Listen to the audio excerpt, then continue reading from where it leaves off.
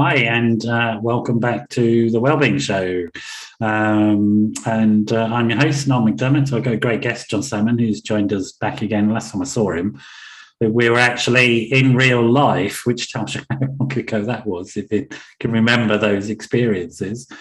So well before the pandemic, and we're going to be catching up about all of that. Before I get into introducing Jon properly, just want to remind you that if you're checking this show out on the 16th of March at 9 o'clock UK time, we're live. It'd be lovely to hear from you. You can join in.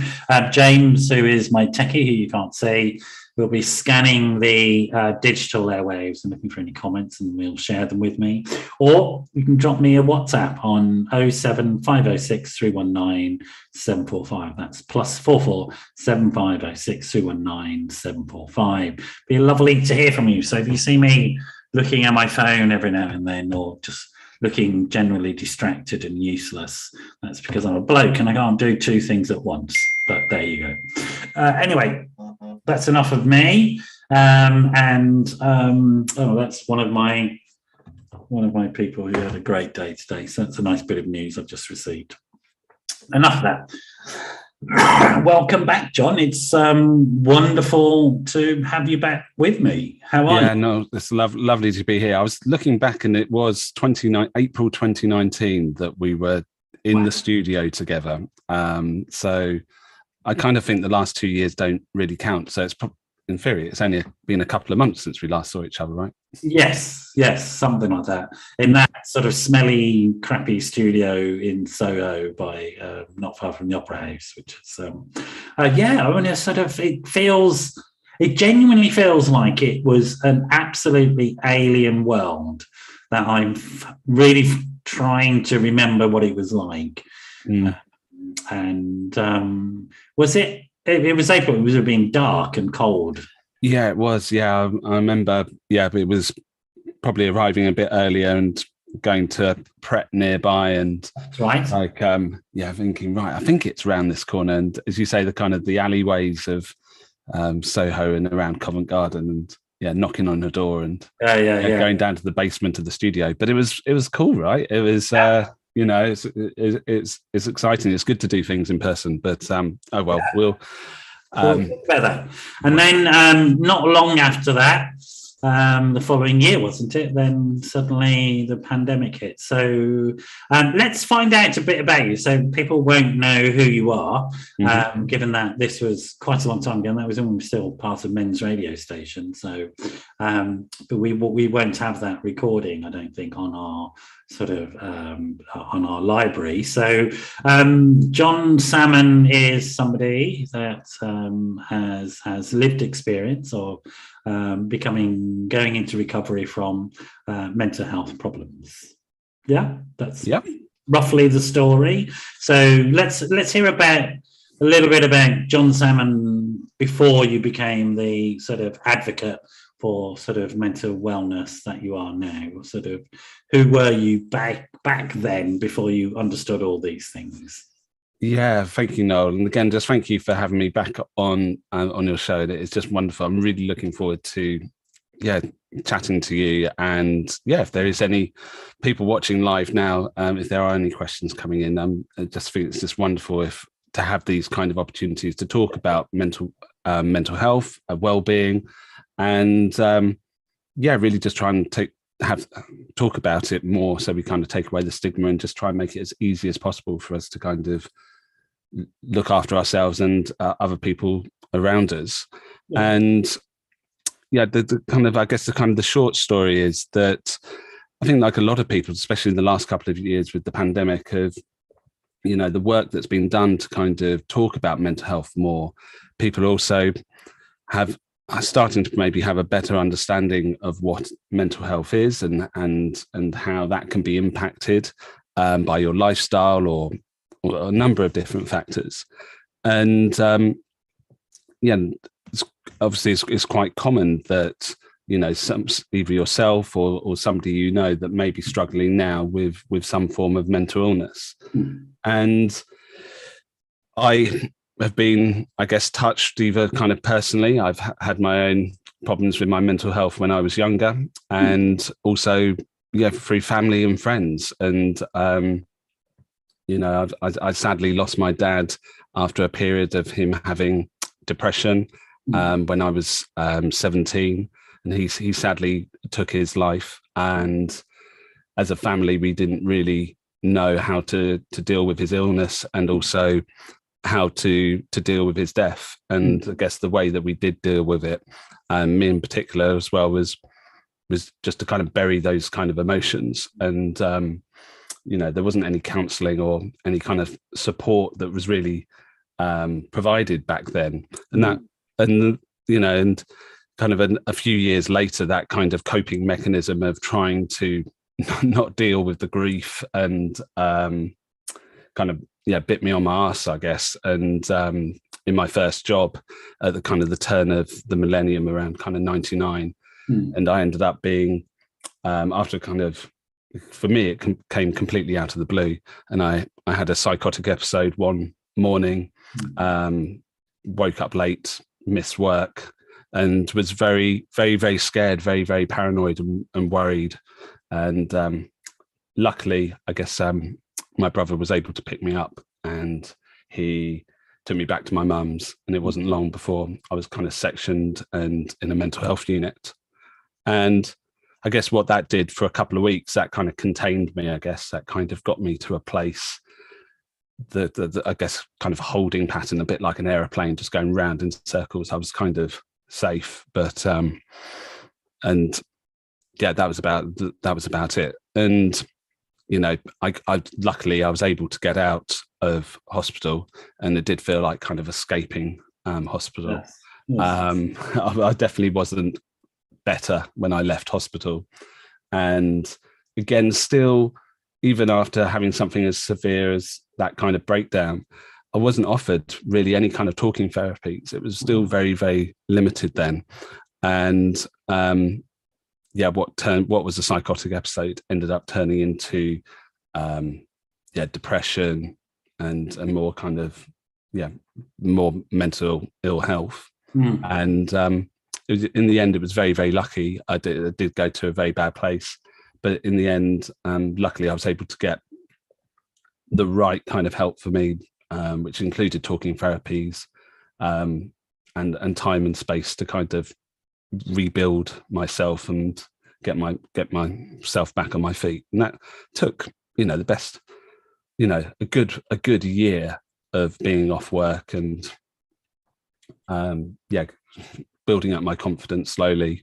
But it was that stigma, Noel, that we talked about last time, that the reason why, even though I got to a better place of recovery, I wouldn't tell anybody about it because of the stigma that exists. There was no way I was going to tell a future employer, girlfriend, new mate down the pub that I'd had a mental illness, right? Because they would all just not want to talk to me, and I wouldn't get that career opportunity, and I wouldn't get that girlfriend, and I wouldn't, all these things in my head that I thought people would think about me having a mental illness meant that I didn't tell anybody about it for well over 16 years. And for people who don't know, I do know because I've worked in that system. People work very hard to make psych wards good and welcoming, but they are frightening things. That's it. So in an acute psych ward, people are in a very distressed state, and no matter how hard the staff work to make it pleasant, it's frightening, it's difficult, it's challenging, and losing your freedom as well. Having people tell you what you can and can't do. It's interesting. I think there's a gender divergence here, that often what you find with guys that there's a move into the more severe and enduring long-term mental illnesses, whereas women tend to have the more common mental illnesses such as depression and anxiety. So your story is very familiar to me as a mental health professional. As a man, typically men will experience either their own suicidal ideation or the suicide of their dad or brother, and or some sort of period of time in severe sort of mental illness such as you, and yet guys still find it almost impossible to talk about that stuff. So I can imagine it must have been quite hellish for you, to be honest, sort of, to have all those experiences and to feel like there was no real outlet for it. You couldn't just, I mean, it's like you couldn't have a conversation with somebody and say, I'm all right now, but that was really horrible what happened to me. Yeah, I think, you like definitely people that when I was in the final kind of day patient there where I was at the hospital, I guess that for a few, the people I met there, it was, they had a variety of different mental health problems, and that did really help, where you were meeting other people that were going through recovery. Some people, whether it was eating disorders or all manner of things, but I think it in the right space allows you to have empathy and understanding of what somebody else is going through. That also helped partly my recovery. But I think once you're out of that setting, where society just there wasn't really an opportunity to really talk about it. And I think also probably even friends and family around you, they're probably quite nervous of almost like triggering something that, like, oh great, he's better now, like let's just not talk about his illness, and everybody's just crossing their fingers that you don't end up getting ill again. So I think there's almost a fear of talking about it once somebody is even a few years after recovery, because it's like, oh well, I don't want to set John off again or say the wrong thing. Like somebody who comes out of alcoholism and everybody's hiding the bottles of wine behind their back. Sort of like that sort of thing. 100%. Absolutely. It's a very odd thing. I guess this is sort of this explanation seems to me to make sense of why it became important for you to become an advocate in the field, somebody who had lived experience, because of the sense of fear and isolation and stigma that you faced, and the fact that it wasn't a common topic of conversation, which has become much more common, but it certainly wasn't back in those days. And how did you get into that sort of advocacy space, a person who shared their story in terms of lived experience? And for people who don't know, lived experience is just a term that means that somebody's had experience of something and is willing to share their experience and encourage other people to share their experience in terms of mental illness and recovery from mental illness. Yeah, so even though I didn't talk about my own mental health or my mental illness to anybody, I really was a subject that I would never go near. Obviously, I was tuned into, if I saw something written in the newspaper in a positive light, or if I saw somebody talking positively or trying to campaign, about trying to improve parity of esteem between physical health provision and mental health provision, I'd make a note of those individuals, and there was very few and far between, right? So Stephen Fry is probably the one that's been, banging in the drum for a number of years, but there was very, very few men that. But I kind of like, if somebody like Professor Green did a documentary as Johnny Benjamin, I've got his book up on the shelf here. It's Johnny's a really cool guy. It's really good. Times I love him to bits, actually. Yeah, he's a wonderful man. And so over the years, I just thought, oh, that's great, they're doing it. But it was definitely something that I would never, ever even go near. And as almost, and then, I think probably two things. So the main thing was a very close friend of mine called John. He gave me a call in 2016, and he phoned me to say that his sister had died, and his sister had also been a very close friend of mine.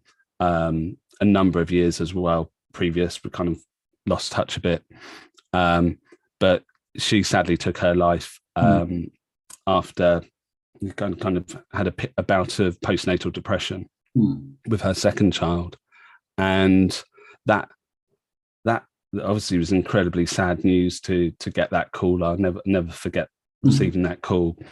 But what it did inside me was, as well as sadness, was one of anger, was one of how come in 2016 there is somebody who is suffering with an illness, who's not been able to get the help that they need. And I guess I'd hoped that since my dad had been ill and I had been ill, that things had improved enough that somebody like Jon's sister would have been able to get the right help. And it was just a massive wake-up call for me. And I look back to it now, that if the right help had been there for my dad, he would probably still be here today. And similar for Jon's sister. And I decided that I wanted to do something. And the kind of most simple thing for me, he thought, was to go running. Running has really helped me, and helped me. Like I don't run every day. I'm not like a mad runner. And especially when I was still in kind of recovering from my mental illness, it was a real struggle just to, literally go for a small walk without the fear and the worry. And it's the frigging exhaustion of being ill. I think people who maybe not have experienced directly mental illness, they understand how physical it is. Because I think the way it's talked about often, it's talked about as though it's just your head's messed up a little bit, but it's actually not. I mean, it smashes into your body in a similar way. Yeah, no, I remember going for a run with my brother, or it wasn't really a run, but going out with my brother and another friend. And I just didn't have the energy, right? I was still very nervous and paranoid and just not comfortable even being out, right? But I'd seen that kind of the benefit over the years of slowly getting out, a bit of exercise. So I thought kind of a challenge would be to run the London Marathon. And I just also wanted to raise money. The London Marathon obviously does an amazing job of raising millions of pounds for charity.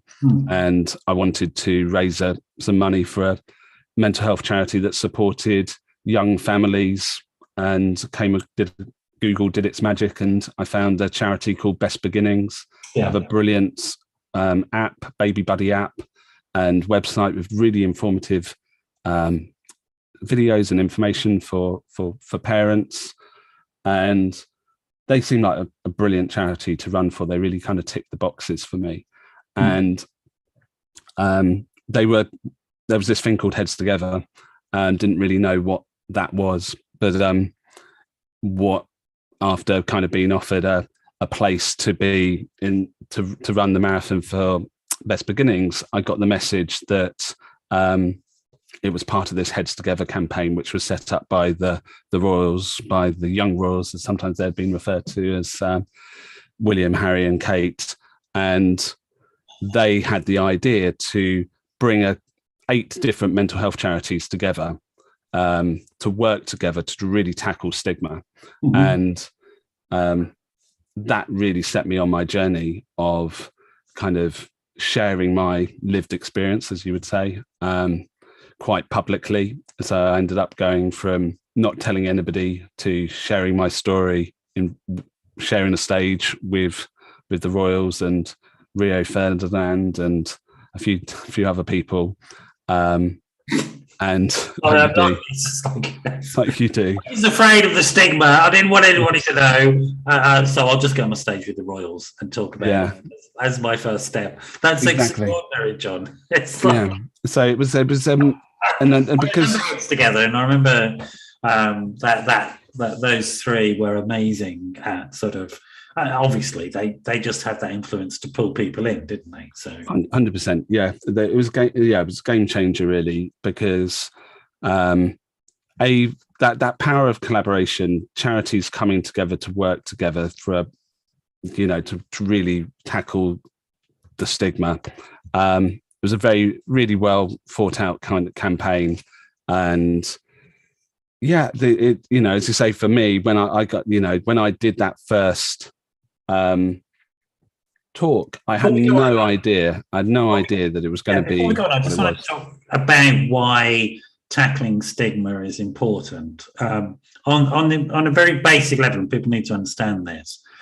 Stigma stops people getting help. If you stop people getting help, they end up dead. Yeah.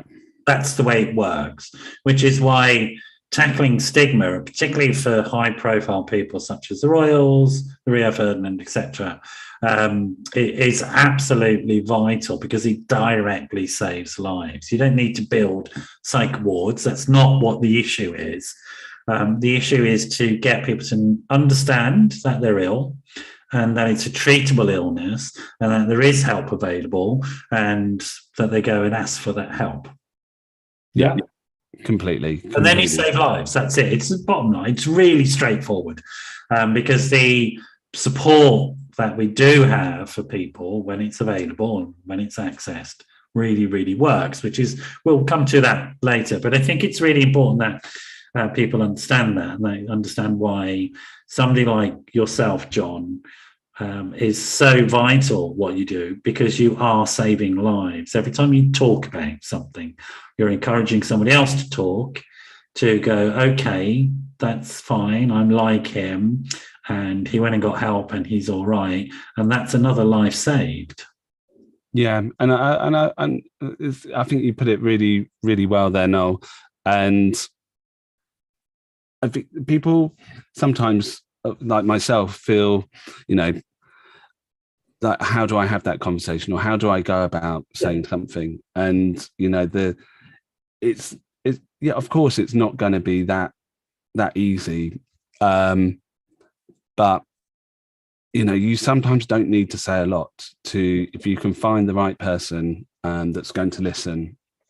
It's been incredible, just by over the last few years, the amount of people that have talked to me more openly about how they're feeling, and that's the winner. And anybody can do that, right? You don't showing that understanding and empathy can, if you can create that space with your friends and family, as you say, there's an opportunity to fundamentally kind of save a life, I guess, then in the long run. Absolutely. And you don't need to be a mental health professional, as you say, to do that. It's got to learn to shut up and listen. 100%. 100%. Yeah. So my mate Steve, that really helped me when I was really ill. He would come and visit me in hospital, and we've talked about it since. And he said, I was so nervous. I was so scared. I didn't know what to say. As you say, kind of psychiatric wards and stuff are, they're not like, not the calmest of places. They're really not. And he said that as well. He said exactly to me, going, I didn't know what to say. I didn't know what to do. But he was brilliant, because he did just, he allowed me, he listened, right? And even if I wasn't making much sense, for that period of time, I was like, here's somebody I trust, and they're listening, and they're chipping in with a few points and directions, and trying to be a bit positive and guide the conversation a bit. But yeah, he's not a mental health expert. He's he was just a mate trying to be a good mate by listening. And so you go from a psych ward to sharing a stage with the Royals. Yeah.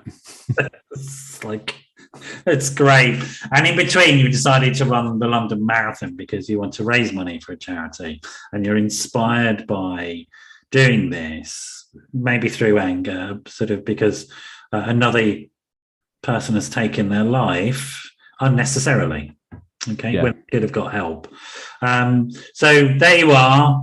Tell us about the sort of running and the marathon, and why it was important to do that for you in particular, because when the show is called Running for Health, Running for Mental Health, what was it about the running and the marathon that was particularly drawing you, and how did it work for you in terms of sort of your recovery? Yeah, so as I mentioned, the getting to run, being able to run a marathon took 20 years, right? So I think you're bonkers for doing it personally, sort of. Oh, well, we'll see. There's still, there's still time to convince you. I've got 35 minutes to convince you why, Noel, it's a good idea.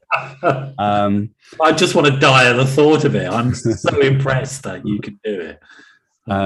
Well, yeah, we'll come on to it, but I think I'll say it now, but I think what is so inspiring about things like the London Marathon, if you've ever gone to watch, actually, it's not 20,000 Mo Farahs running. It's 20,000 people of all ages, sizes, abilities, and it's whether it's a similar kind of couch to 10K or all these things. If you put too much emphasis on it, it feels like an unachievable mountain to climb. But actually, the marathon is a bloody long way, but it's more achievable than it's marketed as, right? As what people think.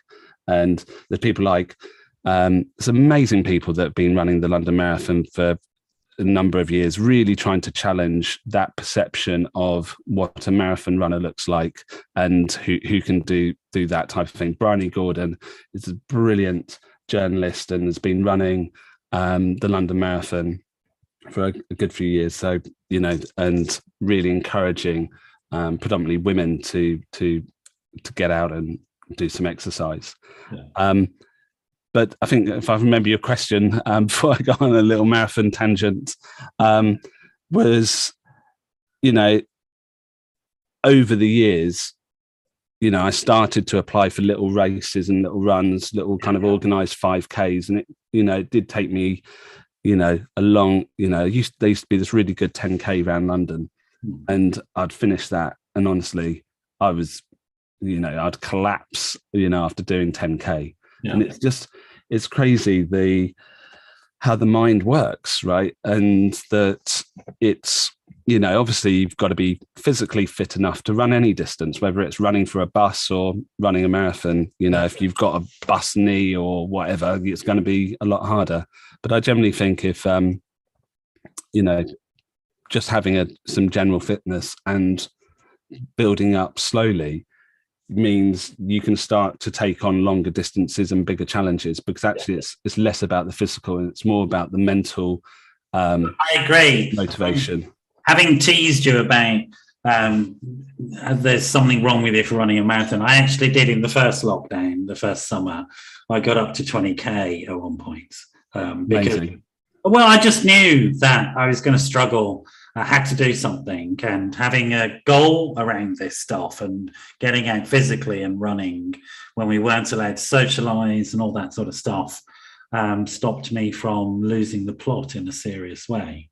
And sort of, it was really important. There were a lot of people doing it at the time as well, and I got that sense of community, because a lot of like the communal running together could no longer happen, but people were doing it via Strava and all these apps. Were running together via the online app world, and it was it's a real sense of camaraderie and connection, and being in something together with other people. So I really understand that, and as well as the sort of uplifting, and I was doing it partly because the virus also was attacking the lungs and all that sort of stuff. So I wanted something that would strengthen my breathing. So you do the marathon, you've become sort of quite high profile. Was that then a step into for you, well, I'm going to sort of now move on, for want of a better word, into more professional presentation of this type of experience, or what were you doing at that point? Yeah, so at that point, I was running, and I still run my own business. This was never part of the plan to be talking to you, to be talking about mental health, mental illness. But I guess over the last kind of 5 years, what's been lovely is the two worlds, my working world and also, the stuff I kind of do on the side around mental health has kind of started to merge together. And I think it has been about. So tell me about the working world so that we get a broader sense of you. Yeah, so I run an agency called Byte Entertainment, and we produce videos and websites. So we're for different charities and organisations. I love gadgets and innovation. So the moment something new comes along, I will have generally bought it. I'm here in my loft at the moment, and if I look over there, it wouldn't take too long to pull out some bit of tech that no longer anybody wants to use. And so, setting up Byte Entertainment really was the opportunity to have my own business and to work with amazing clients, be quite selfish, really, of trying to work with interesting people wanting to do good things. And working in the creative industries as well. Yeah, completely. Yeah. So, I mean, again, it's interesting because the sort of, I guess, the prototypical image of somebody who's been locked up in a psych ward is not a successful business owner, is not a marathon runner, is not somebody who's sitting on a stage with royals talking about the importance of challenging stigma. I guess most people's prototypical image of somebody who's been locked up in a psych ward is, homeless and dependent on state handouts, etc. But that's not true in your case. Do you think you're just unique, or have you met other people that have succeeded? I'm probably unique for certain things, but definitely not for that. The statistics sadly bear out the reality of how many people are suffering as we speak from a mental illness, and that doesn't matter what background you're from, whether you've got a nice car in the drive or you're homeless, right? It doesn't discriminate, mental illness, and it can affect anybody.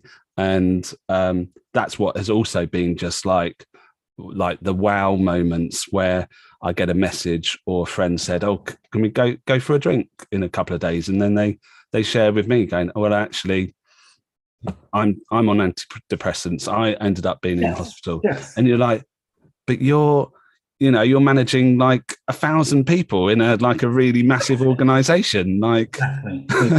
Yeah. So I think it's just the portrayal, isn't it? It's the head in hands. It's the way mental illness has been kind of marketed, by media and everybody of certain type of person. And that's, when the reason, one of the motivations that keeps me talking, I always think I'm not a great speaker, but until somebody better comes along or more people doing it, I'll keep on doing when I'm asked to do stuff. But you're fishing for a good boy, ain't gonna happen. the reason when I finished that first talk, this person came up to me and she said, "It's so nice to hear a guy speaking." Yeah. And I was like going, what? I could have literally said anything, right? I could have probably said 2 words and she probably would have still said, "Wow, it's so nice to hear a guy speaking." And maybe also, because of my background, because of what I look like and I've got 2 kids and all these other bits and pieces that you wouldn't historically think of somebody that had been really seriously ill in hospital. Yeah, you don't get sectioned because you're a little bit down. No. So it's not the way. I know this, and people don't understand it, but it's very, very serious stuff. And people's right to protect it who are sectioned and all that sort of stuff. But it's not very common. It's an interesting story that you have. And I wonder how many people who are in recovery from these experiences aren't talking about them. Again, maybe because of stigma, because they're worried about how people will think about them. Yeah, I think so. And also just, there was, especially those first few years trying to get back on my feet, I didn't want to talk about it. Yeah. Right. I didn't feel strong enough to talk about it. And I think that's sometimes a problem with some campaigns that have happened recently, which, whether there's high profile ones on ITV or whatever that's talking about it's good to talk and everything. And it really is good to talk, but also don't feel under pressure to talk. I've definitely met people that have been talking about their mental health and their mental illness, and they're still quite ill, and they're probably not got the support and stuff. And I've seen it. In fact, I saw it at a conference I'm not going to name because I think you went to it as well. But there was definitely one of the speakers there, which I ended up having to support quite a lot because they were very vulnerable and there wasn't appropriate support in place. And yeah, I mean, I think that is an issue that the field needs to look at.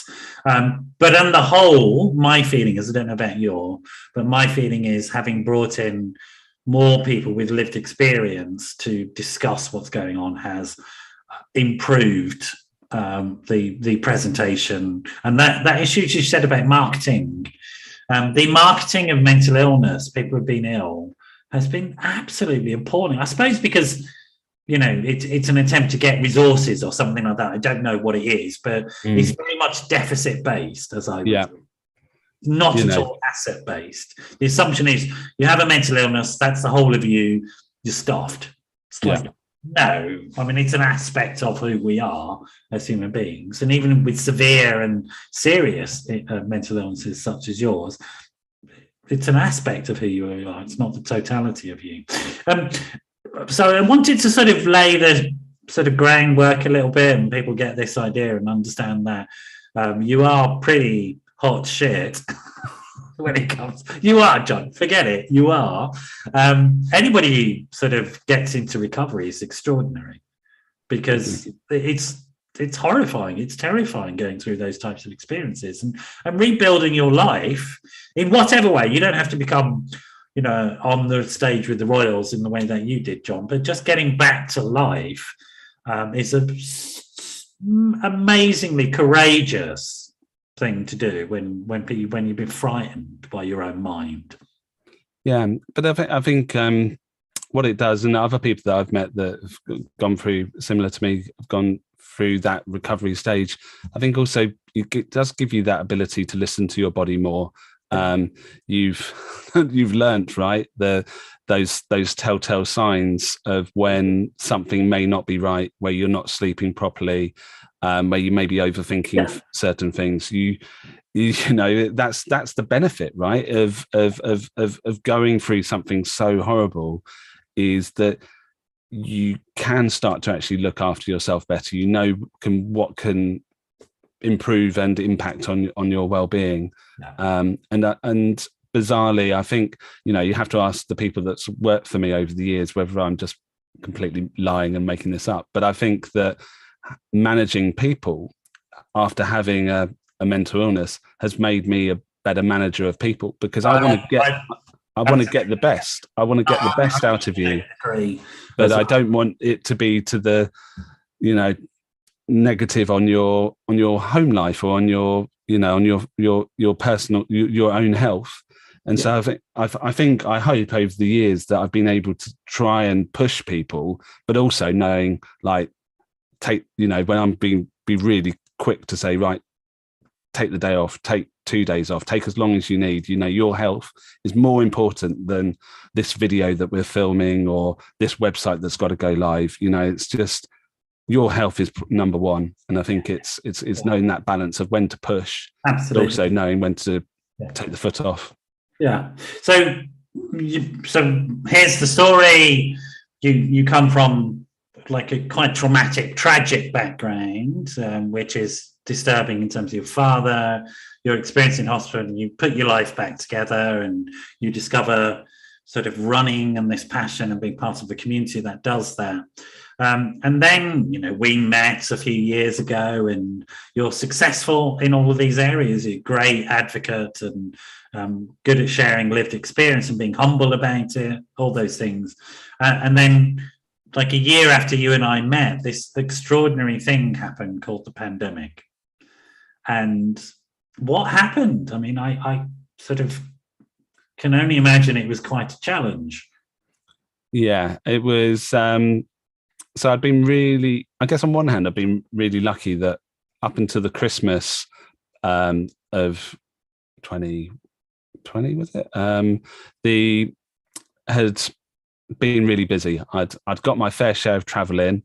and I've been doing a lot of work for FIFA, and so it was brilliant. And I was probably doing a bit too much work, and I actually decided to take January off to spend a bit of time with my kids, fix the broken toilet seats, do a little bit of work around the house. Because obviously January is a quietish month anyway, and work will pick up, footballs will still get being kicked later in the year, and I'll just pick up the work a few months later. And as we know, we all had plenty of time to fix and do DIY for like 2 years.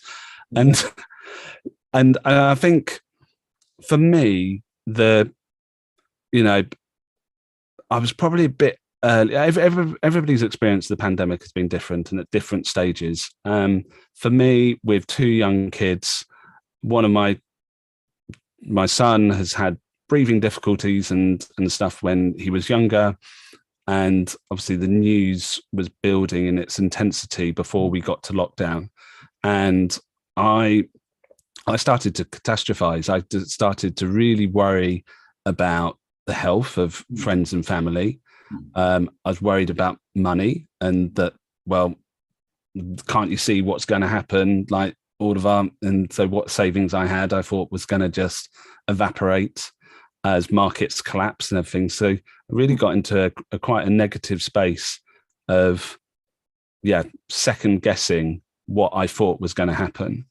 And I did talk about it. I did but it was difficult because everybody else was trying to deal with it in their own way. My wife has got a very important job, and she was very busy trying to sort out her team and office and everything. And so it was, for me, I don't know, I like how you found it, but for me, those, even before lockdown, I found it pretty tough going. The first lockdown for me was okay because I tend to be socially anxious. And so actually avoiding contact with people, being told I had to do that, was sort of okay. And I seem to remember it was a nice summer. It was lovely, yeah. But when it came to the Christmas, that's when I began to fall apart, and I spoke to my GP and got some meds and stuff like that, because it was just, I sort of knew that I was going to struggle at that point, and sort of because at that point it was wearing me down. So that's when, I really cut back on everything, and I got some meds prophylactically just to sort of help smooth things out, and I did a lot of resting at home. I did a lot of putting on weight. That was okay, and sort of really cutting down on things and taking care of myself because I have these vulnerabilities. So, but like you, I'm lucky I've learned that I have the vulnerabilities, and I'm lucky I've learned what helps me. Yeah, and like going, when we were allowed to go for a little run and stuff. That really, really helped, but also going to bed really helped, right? Because I know it will pass, right? I know that, like, as you say, like, if you've been through it, it doesn't, you know it will pass in the end. You've got to kind of ride it out. I'm interested, if you don't mind, just discussing a little bit about, because I think it is for guys in particular that you touched upon a couple of things that I think for men trip them over the edge. One is not being able to be the provider, and whether we are the main provider or not is not the issue. It's still part of our sort of makeup to believe that we should be bringing in the bread, and then also the dad stuff, having kids and not being available for them. And I imagine both of those were quite triggering subjects for you, and quite emotionally challenging subjects for you to think about. How did you sort of resolve that stuff? What did you do to sort of help yourself and get yourself through that, do you think? Yeah. I think, the good things that I was able to, try, I ended up, because my wife she was really busy with work, and my work had just kind of disappeared, so that kind of providing bit was kind of, at least, I guess the government was, relatively quick to start offering kind of furlough and bits and pieces. But that was, I was like further, I was like, well, that's not, in the bigger schemes, it was good that that was provided, but that didn't reduce my anxiety. Yeah. I think what was good though was obviously I had these two little people or young people to look after and to care for and try and make sure they were happy and having, you know, as good a time as possible, where, you know, they feel like they're, you know, and you said the weather was great, you know, it really was. So we were very lucky that we've got a small garden and, you know, we could try and, you know, it's been wonderful kind of spending so much more time with my kids, right? And it's really fascinating. A lot of men I talked to have said that there was something happened during, even though it was a struggle, something happened during that time in terms of connection with your family, and something significantly changed. My boy lived in France. He does, and not lived. He still lives there. So it was slightly more challenging to sort of get over to see him. But it was that sense of meaning and purpose, the connection to him, and wanting to sort of maintain the love relationships really struck me. So you have this period of turmoil, period of loss. Again, because of the skills you have, you come through it.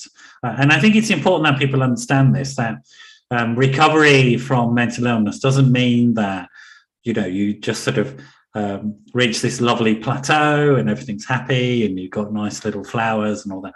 It comes and goes, it ebbs and flows, and life circumstances can knock you back. But hopefully, like you, you've got the skills and resources in place to manage more effectively. Yeah, and I think it's again with better education, with things like your show, guys actually want to know, right? But they just don't know. They're just out of the loop a lot of the time of where to get help or what's available or what they should be doing. Yeah. You know, again, slightly down to role models and, you know, to change those behaviors, right? So you stabilize, I guess, at some point, and then you start developing new projects, which I think it might be nice to discuss now. So the sort of you come through this again, Phoenix-like, you rise, and then you begin to sort of develop some projects, and there's a huge list of them, which is Speakers Collective, What's Going On in Your Head, Jon and Jon Run New York, Let's Talk About Loss, Brave to the Moon, SK. I mean, seriously? Tell me about some of those things that you've been doing over the last couple of years, which have been, I guess, directly linked to your recovery, but also helping other people in many ways. So, yeah, I guess I like having lots of things on. I like being busy. You clearly do, Jon. But whether I like it or it's just like this the way I am, I guess I kind of I sometimes wonder it would be a bit more simple just doing one thing. But anyway, and again, I think it's the last 5 years just being more open. And It's funny when you're open about yourself and when you're open about maybe what's kind of important to you, your life does change a little because you start to interact with other people who are like-minded as yourself, or they may say, "Oh, Jon, talk to this person," and there was some wonderful coincidences or serendipity, or however you want to put it, or, you know, was it something to do with the cosmos? But there was some real planets aligning on a few different things, and I think as that fear had slightly ebbed away, had kind of disappeared, that just thought, "Oh, let's give it a go. Let's try," and also, to go from the heads together point of view, the collaboration is so, if you've got an idea, however silly you think it is, if you can find one other person that thinks, actually, that's got legs, or why don't you try and do that? It doesn't need, 100 people to try and get you to try and do something. And I think that's what's been lovely about the different projects that I've been involved in, have generally come from either myself or somebody else that said, "Oh, could we do this?" And I'm like, "Yeah, of course we can," right? And So some of the projects you mentioned there. So there was Rave to the Moon. So there's a amazing beatboxer called SK Shlomo, and I've done some work with him during lockdown. He did this show every I think it was every Thursday, a live YouTube show, getting kids to beatbox, and we made a song at the end of the 7-week show run that was brilliant. So definitely Google that kind of SK Shlomo and beatboxing. And off the back of that, James will put a link out there. So off the back of doing those kind of kids online YouTube shows that Shlo came up with, we were obviously still in lockdown when it came to New Year, and this idea of like, oh my goodness, there's going to be a new year where we're all going to be stuck at home, and had this idea of, could we, get everybody dancing in their living rooms, raising money for charity. And Rave to the Moon sounded quite catchy. And, a domain name was bought, a website was built, and some amazing artists were booked that performed all from home. And we partnered with an app called Sweatcoin. And thousands of people downloaded this app, and it, as you move, the step counter, we were able to kind of bring all the steps together from everybody taking part. And we had a visual representation of a spaceship trying to get to the moon. And in real time, we could see people donating to their charity, their chosen charity, and also the steps. We could see the thousands of steps. We went past the International Space Station. We didn't sadly make it to the moon this time.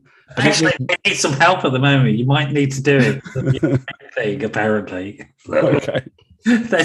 So they need some help to get back to Earth. Okay. Well, we're floating around somewhere kind of up near the stars at the moment, but that was, again, just an idea, right? And I think that was what was great about lockdown, because people were stuck at home.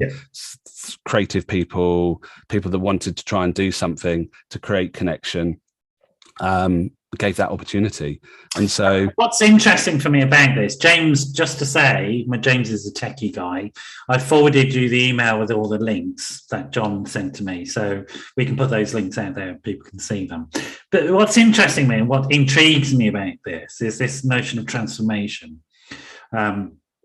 That you go through these horrible experiences, and it is possible to transform them into these creative, fun, wonderful experiences. I don't think you need to go through horrible experiences to be creative. That's not what I'm saying. But it's the shift from that deficit to that asset-based model. So we can stay in the deficit and say, oh, woe is me, this is a problem. Or we can shift the frame, can't we? And it seems to me that that's what you're about, Jon. That's what you try to do each time, within the vulnerabilities, within the limits of your humanness, and that you can be broken.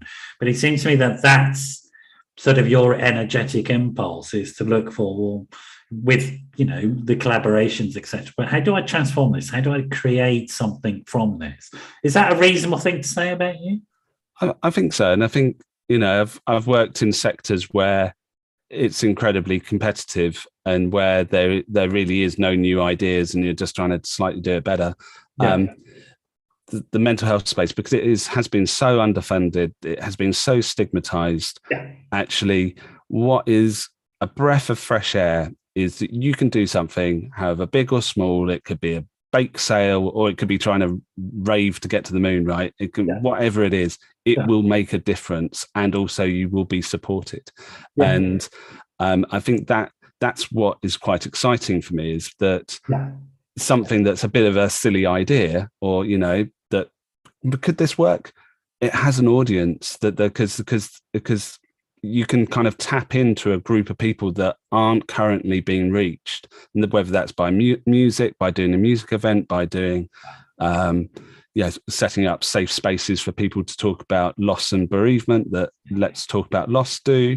There's lots of things that can be done in this space, where if you're motivated to try to do something, you will make a difference. And that's what I love. I love, the fact that it is once you kind of tap into this space, it is very collaborative a lot of the time, and people try to help. I agree, and I think it's also, there's a lot of kindness in the space, and there's a lot of compassion particularly from people that bring in lived experiences. There is that sense in which, well, I've been there and done it, and I get it, and I I'm going to help you because I know it helps me, and that sense of competition just drops off, I think.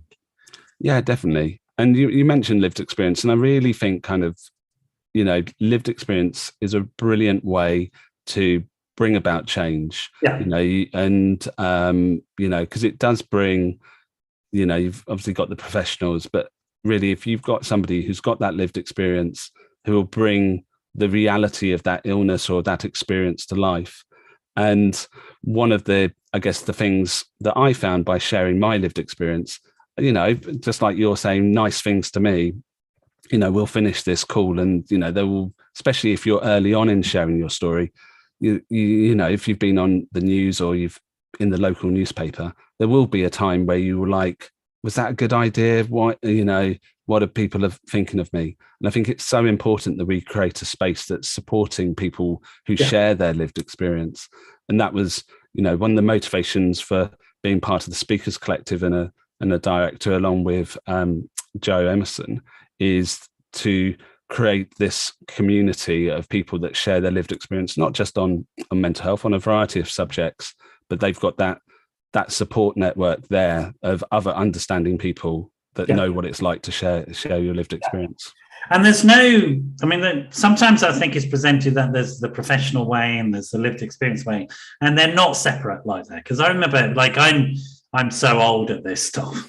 It's ridiculous how long I've been around doing it. But I remember 25 years ago now, sitting in a trust meeting, a mental health trust meeting, where they were discussing the evidence that demonstrates that if people, senior managers within that trust, were to share their experience of psychological distress, there would be a significant reduction in time off sick for staff, because those staff would be encouraged to go and seek help earlier.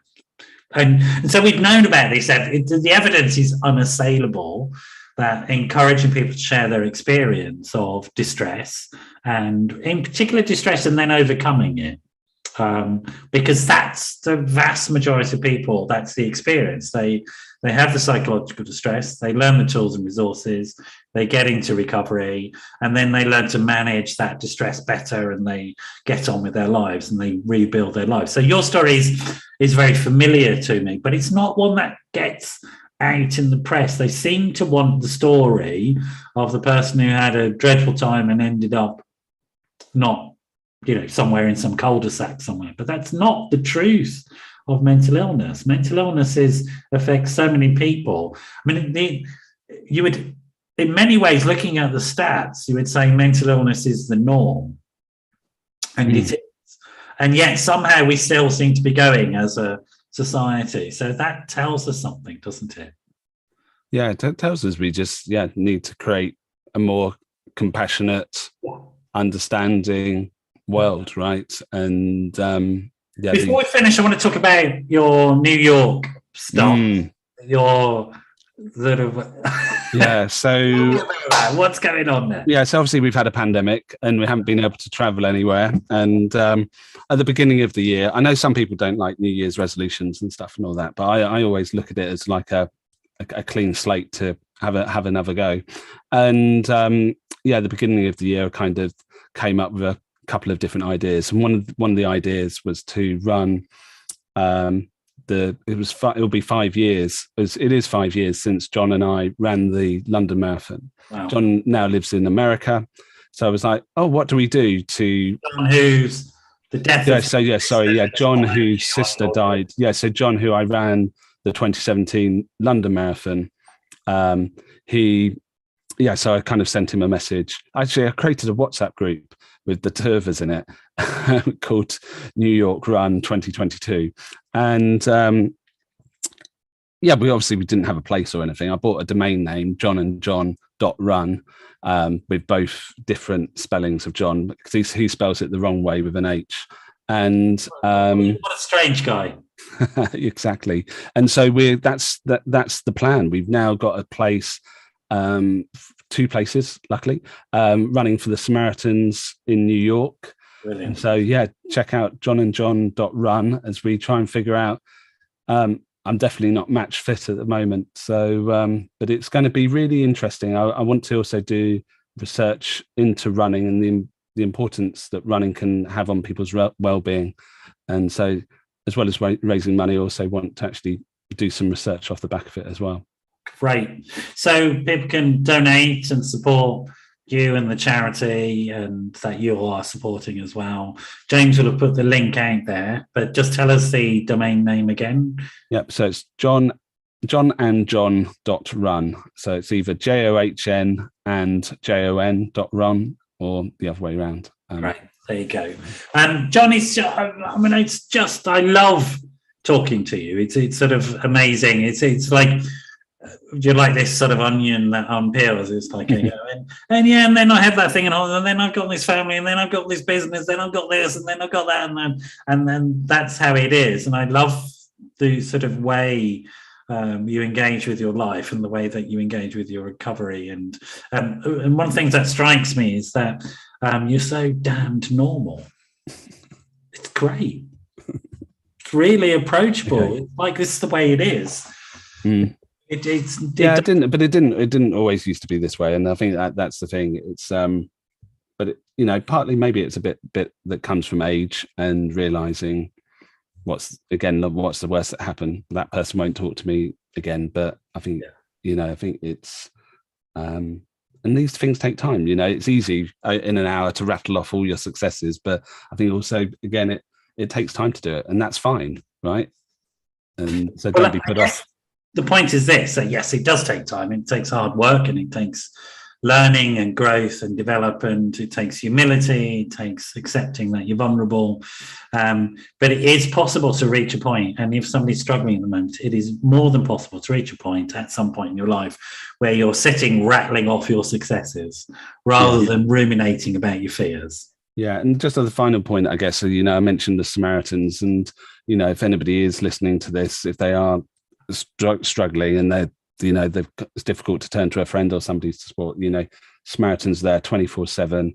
You can phone them up on 116 123, and they're just an amazing resource there of thousands of volunteers that are ready to listen. That's a good way to end. Pick up that phone, folks. It's really cool. Jon, you say that. I'm going to have to say goodbye. Thanks, everybody, for joining us. I just love bringing back guests from some years ago and catching up. And as let's hope it's not 2 years. Hopefully. I'll see you out running on that marathon. That was the other bit that I was that on the start line. That is now called the Snickers bar. That's the marathon I run on. All right, you stay there, Jon. Goodbye to everybody. See you all next week, and have a great week in between. Goodbye.